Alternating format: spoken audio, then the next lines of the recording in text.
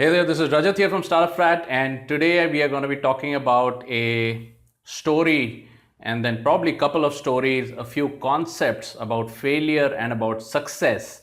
And this is going to be a really long video, so if if you want to watch it in full, just get a glass of water and some chips handy. And if you watch it till the end and you understand some of these concepts, I can guarantee you that the learning from this video will help you increase your income by at least 50,000 rupees in the next 3 months if you are able to implement them in your existing business, or if you want to start a new practice, a new business or something like that. Okay, so if you're a corporate professional who wants to go out and start something of their own in the near future, or if you're a certified professional like a doctor, lawyer, chartered accountant or architect who is lost in an ocean of other such doctors, lawyers, chartered accountants and architects, and you don't feel so special anymore, you want to stand out and grow to be an apex feeder, then this information could be for you.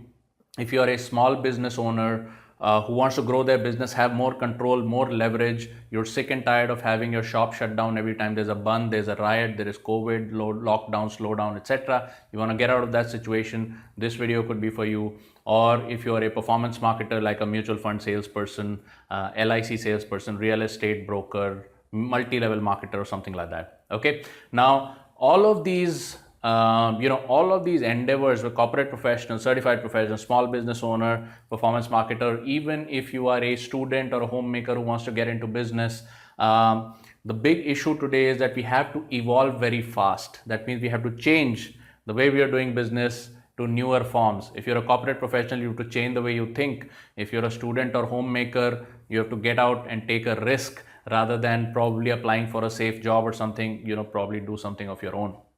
Right? So changing and evolution always takes, costs a risk, and the risk is of two parts. Yeah, risk is the two parts. The worst part is the fear of failure.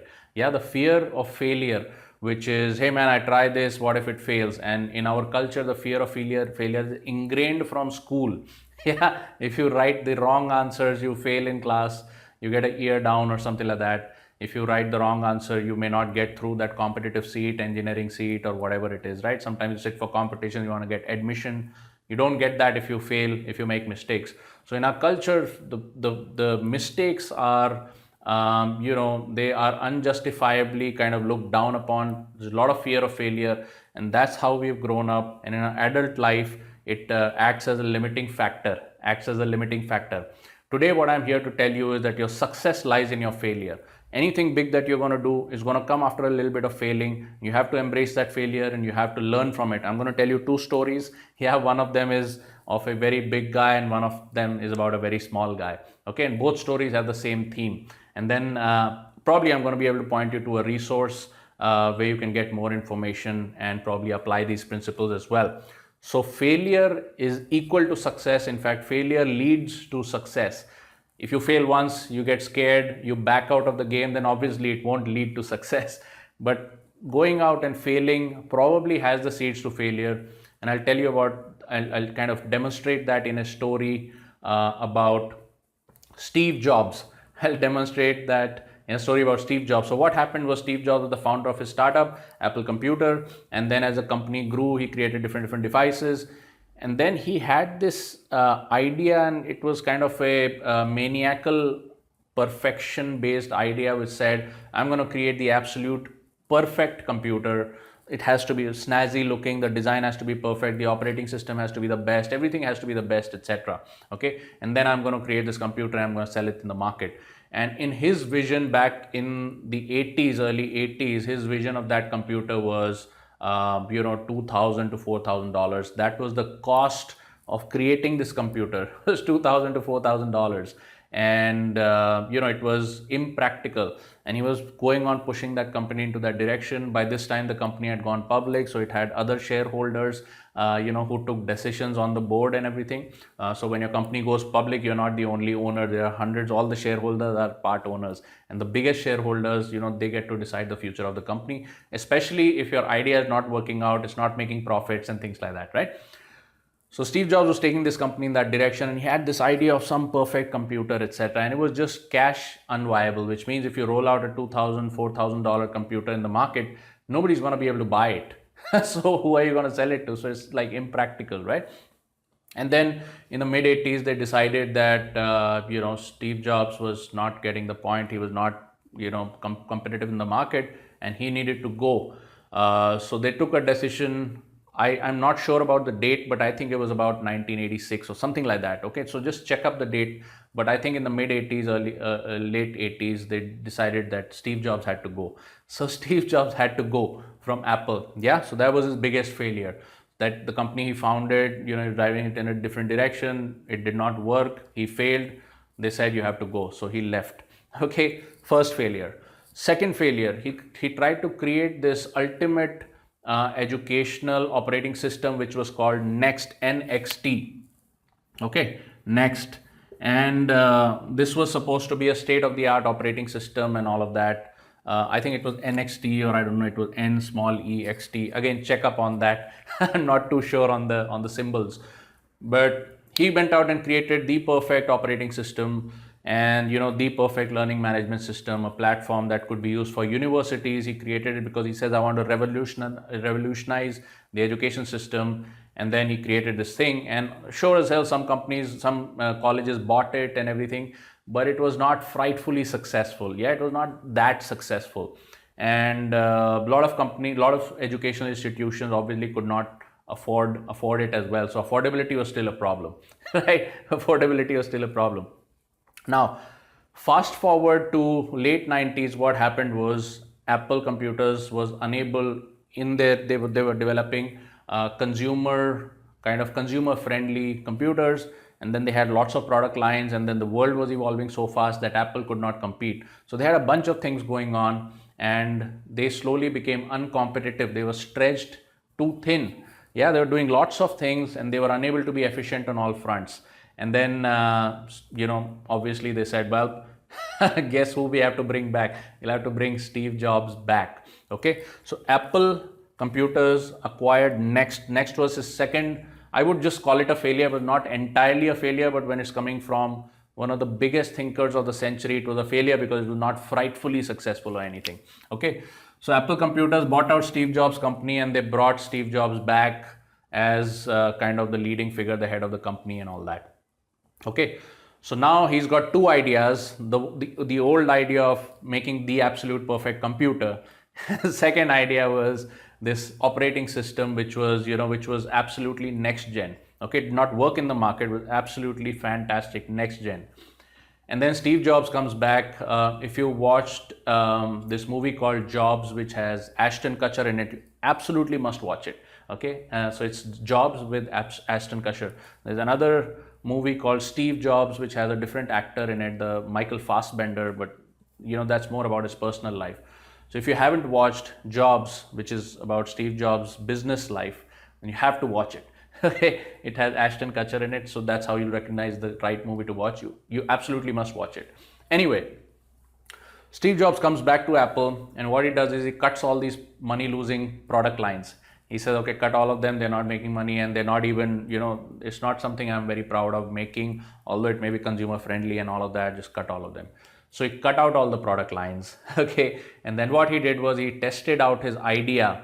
He tested out his idea by marrying this operating system with a small device, which he said is going to be the absolute best audio device in the world. So he launched the iPod. Okay, and what he said was that all our devices now are going to have their own operating system. So we're not going to use any borrowed operating system or anything like that. Some of Apple's own operating systems are also outdated by then. We are going to use Next, which is the absolute next gen best operating system. And then we are going to create devices around it, which are going to be absolutely the best next gen cool to use devices. Okay. And then he tested this idea with the iPod, became a huge success. And then he rolled out the other devices, which was the iPhone, the iPad, and all of these things. Okay. Now the fun part was this. Remember why Steve Jobs had to go from Apple? Because idea was not bad. It was unviable, which means you could not just create a computer for $2,000, $3,000, $4,000 and make it viable. That was in the early 80s. Today, you could create a good computer within probably $1,000, $1,500 because you could outsource the manufacturing to Thailand and China. Yeah, so the universe had reached out, okay, and met Steve Jobs halfway. Yeah, shook his hand halfway. So he dreamt that dream, and he kind of stuck with that dream, and then he gave a sacrifice for his dream, which is he had to go from Apple and he had to found another company, stuck with that dream. I want to make everything that is world class, next gen, absolutely cool. I don't want to do anything second class, even if customers buy it and even if customers are happy with it. Yeah, he didn't do that. He said, I'm going to do what I'm going to do. It has to be the best. Okay, so many years later, almost 15 years later, he came back to Apple, and the world had changed, the universe had changed. Today you could outsource the manufacturing of these computers to China and Thailand and whatever, and you could bring down the cost of manufacturing a little bit, maybe from $4,000 to inside of $2,000, maybe $1,500 or something. Okay, and then the other thing was the purchasing power had grown, and the importance of computers in day-to-day life had become so much that people would happily buy an absolutely world-class product for $1,000 to $1,500.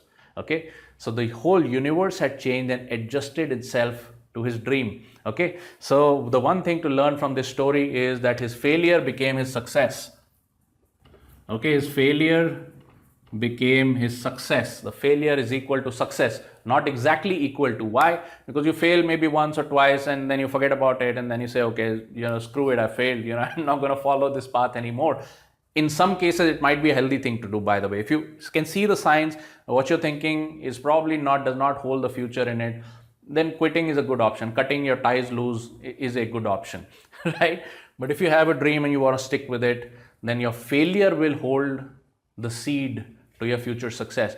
Because only when you put effort and you fail, and you put effort and you fail, that you build the understanding of the market, and you start, even if don't have a very high education, you don't have a lot of experience in this area, intuitively the human brain is so powerful, it is so powerful that it will start seeing the trends, even if not consciously, then unconsciously, it will start seeing the trends, and it will help you plug where the gaps were.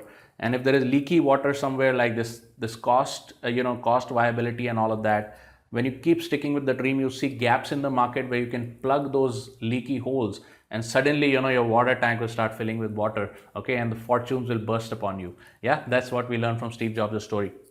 Even from my side, I had to cut something loose, which was a pretty good decision. So I went to medical college. I got a medical degree, India's #2 ranked medical college. And then I could see the signs, like I could see people, in that industry. And I said, this is probably not the lifestyle I want. I was a little more selfish. I said, I want to do something good for me and myself and my family first before I go about doing great things for society and things like that. So I cut that cord loose in my in my second year of working in a hospital job. So I cut that cord loose. The only way out for me was to learn sales. Yeah, the only way out for me was to learn sales.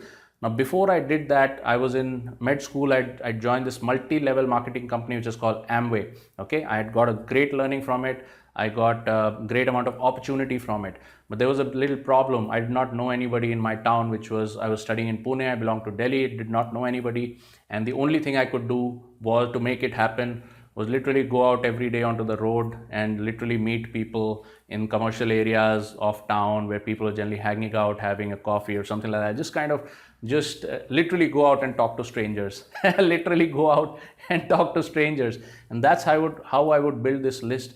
I would go out every single day and try to get 1 or 2 phone numbers. Every single day and try to get 1 or 2 phone numbers. In a week, doing this every single day, in a week I would get about 10 to 15 phone numbers, right? Then I would wait a week to call them. So usually in a month I would process about 50 to 60 contacts. And long story short, that was probably not quite enough to get the business off the ground. I did not become very successful in it. And I did this thing for almost 2 years, which means like I literally went out, I talked to strangers, got their number, asked them for directions to somewhere, got talking to them, asked them for their number, saying, hey, I live in this area. If you ever come there, you must visit me. I'm Dr. So-and-so. And that kind of built some credibility and all. But hey, at the end of the day, I had to go out and learn how to talk to strangers. I did that, and I did that day in and day out for 2 years. When I say day in and day out, which is after finishing office or my job, I would actually go out, and this is how I'd spend my evenings, and this is how I'd spend my weekends also. Yeah, the business never got off the ground, and then I had to find some other way to pay the bills. And then subconsciously, what happens is you kind of start, when you see opportunities, your subconscious brain may recognize them. You may not even recognize them consciously, but it'll pull you in the direction of your dreams if you never give up. So I saw that, I got a job offer which was not a fit for me, but it would pay the bills. It would pay the bills. And the job offer was you could actually call people on the phone for a home loan refinance, which is you just call a bunch of people, they'll give you the database, you just call people, and then you say, well, what home loan do you have? Yes or no? And then do you have a home loan? Okay, if you have a home loan, how much interest are you paying on it? In those times, I think the home loan was like 14% or something, probably I think even higher. And then we would say, well, we can get you a better deal on it if you want to say, we'll get a guy to meet you. And if the deal closed, the guy who closed the deal on the ground would get some money, and the guy who made the call and got the customer hooked would also get some money. Okay, so it was pretty cool. And it was not the best type of job, but I thought, look at this. If I'm going to be doing business promoting consumer products and I don't have a database, I've been going out every single day and trying to find these phone numbers just so I can have prospects to call. Okay, over here, they give you a list. The database is already there. And what you got to do is you got to just call them and just ask if they have a home loan. And if they have a home loan, just ask them how much interest they're paying, whether they would like to reduce it or whatever. Okay. So this was the year this was the year 2004-5. Yeah, this was the year about 2004-5, 2005-6, right? And it made sense to me. It was not a great company. It was a DSA, which is a direct selling agent of a big home loan company, and all they were doing was generating the leads and passing them on over to the home loan company's sales reps. And the sales rep would get paid something, and they were nice enough to pay us also, so I would get paid something if we closed, and I also had a salary. So it made sense to me. It was not a cool company. It was not the best, the swankiest. A lot of people in my city, which is Pune, would not join such a company because at that time, a lot of swanky BPOs were also coming to town. So they had like nice looking cafeteria, they had AC, they had all the jing jang. A lot of people said, hey, I don't want to join these small DSAs because it's the work conditions are horrible, half the time. It was not pretty, right? They were small offices and everything. But I said, man, look at this thing. I've been trying to find phone numbers that I don't have and trying to build up a conversation in order to build a consumables business. And over here, every time I make a call that strikes home, there's a 25 lakh rupee order on the line, which is 25 lakh rupee home loan, 30 lakh rupee home loan, whatever. If I strike home, then they pay me a little bit of incentive for that, so I would be able to make some decent money and everything. I said, this industry is going to be big. I need to get in. I need to learn this. Yeah, I need to get in. It kind of makes sense to me. So I worked in that company. I did not look for a very comfortable job offer or anything. I said, all I have to do is learn sales. This is the best place to learn sales. I don't have to go out in the sun and the rain. They give me a database. And if I go out in the sun and the rain and try to find prospects, I can find maybe 2 a day. If they give me a database and give me 8 hours, I can slam out 200 calls a day. 200 calls a day. Imagine that's how hungry I was, right? A lot of people in that job would not make more than 30 or 40 calls a day. And then they would complain about the database. They'd say the database is crap, but they would make only 30 or 40 calls a day. I said, dude, this is gold. This is gold. I would have to go out and 4 hours I'd be running around just kind of saying hello to people. I'd end up with probably 2 phone numbers. Over here, I get the phone numbers in a database. All I have to do is call them. I would just go as hard and fast as I could. I'd make probably 150 to 200 calls a day, right?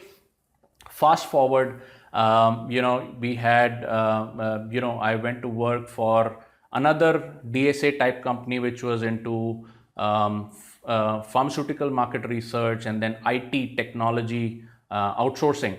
So we had to do the same thing, but we had to call into UK and US, and we were talking about technology deals and very high ticket products. Right? So I said it's the same skill set, but instead of a 10% on a 25 lakh rupee home loan, this deal by itself could be $100,000, which is, like 60 lakh rupees. So this is a much higher ticket play, and I'm doing the exact same thing, right? This is obviously much higher leverage. Okay. So I got to go and work there, right? And that's what I did, right? That's what I did. Fast forward to of course, we were able to build that company, to about 200 crores in annual revenue, and we were able to sell that company in Silicon Valley for close to about 500 crore rupees, back in 2015 and all. Okay, and then I got into corporate consulting, where I help other companies build their sales and marketing strategies. I help them just look at their telemarketing teams and just do some consulting around it. And it was I would get a lot of emails from individuals saying I'm a doctor, I'm not getting customers, do you help doctors? I'm a corporate professional, I want to get into business, can you help guys like me and all that? And I would absolutely not even open those emails, because guess what? It was not good enough money for me. They couldn't pay me because these guys can't pay me my rates. I charge pretty premium rates, right? And then, the lockdown happened in 2020 and I was sitting at home, and I got an idea, like I saw a person's webinar, a mentor's webinar, and he said that if you want to sell your consulting services, you cannot do it by telecalling, and obviously the people that you can sell it to, which are the retail customers, the individuals and small businesses, people like corporate professionals, people like certified professionals like doctors, lawyers, chartered accountants, people who have small businesses, restaurant owners, travel agency owners, etc. And then, if you had performance marketers like multi-level marketers, mutual fund sellers, LIC sellers, brokers, etc., they need your advice, but you have no way of giving them advice because your advice is too expensive. Yeah, to put it in very short words,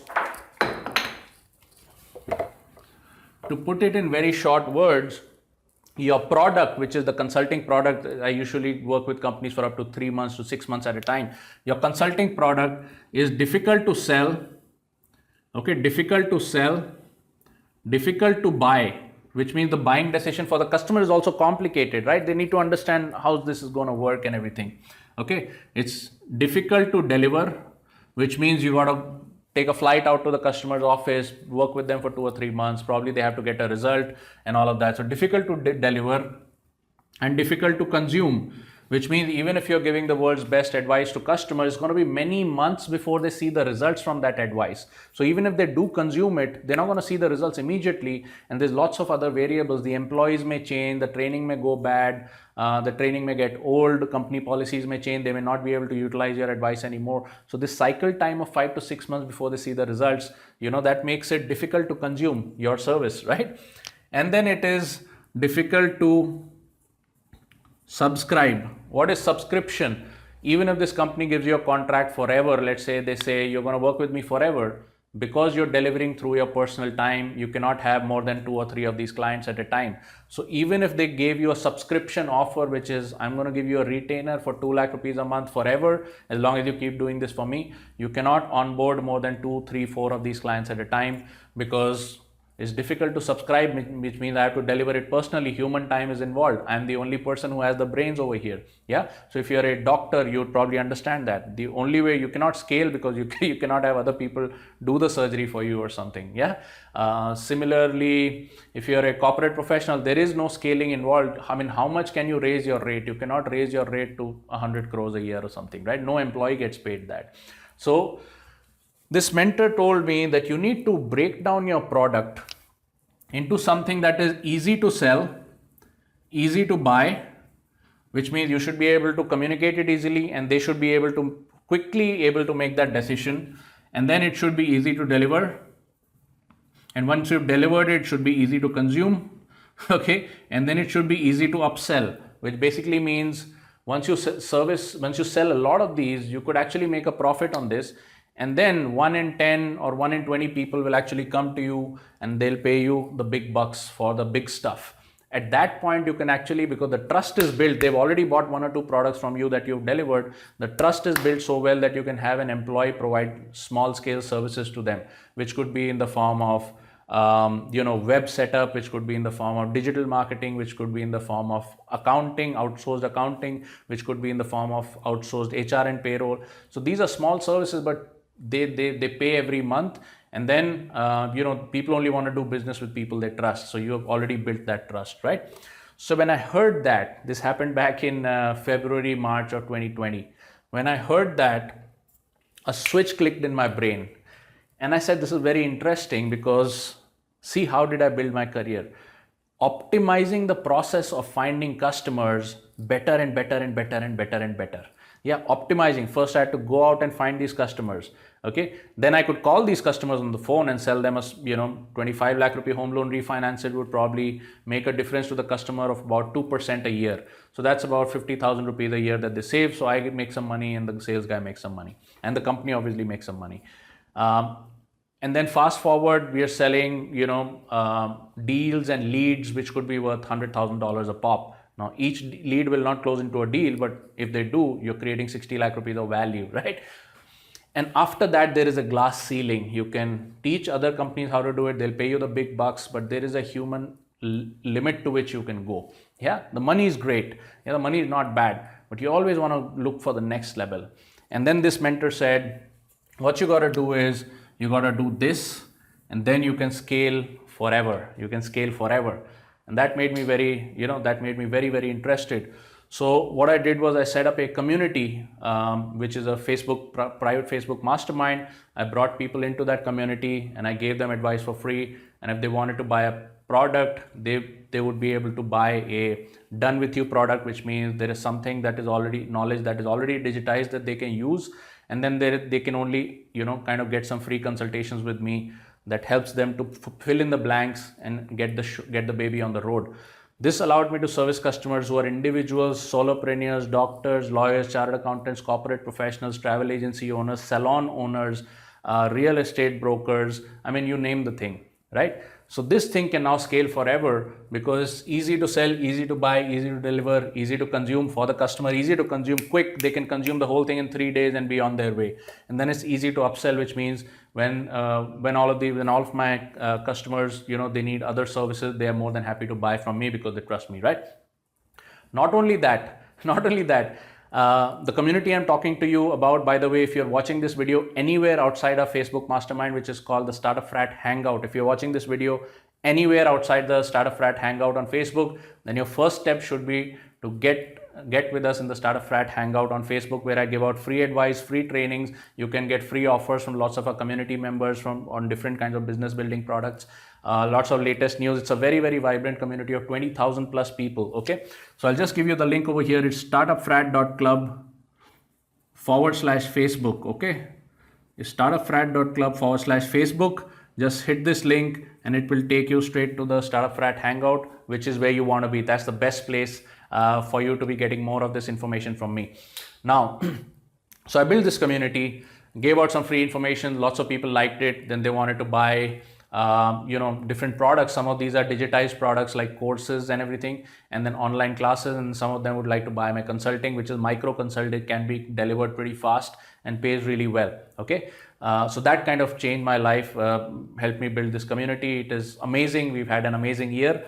And then not only that, our community has built 24 Lakhpatis and a couple of Crorpatis as well in the last 1 year since we kind of started building it in the lockdown of 2020.